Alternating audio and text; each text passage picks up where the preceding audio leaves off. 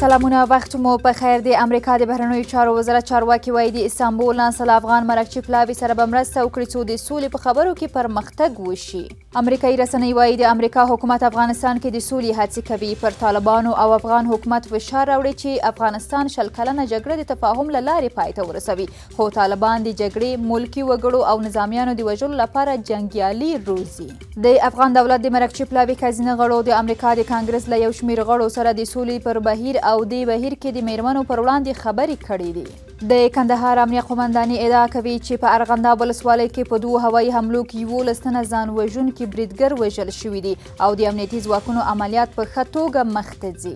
د عامه روغتیا وزارت وایي افغانستان د کرونا وایرس د 3مې څپې د ګواښ سره مخ دی او که خلک واکسین ونه کړي او سپارښتنې عملي نه کړي، ممکن د ویروس خپرېدل لا ګړندي شي.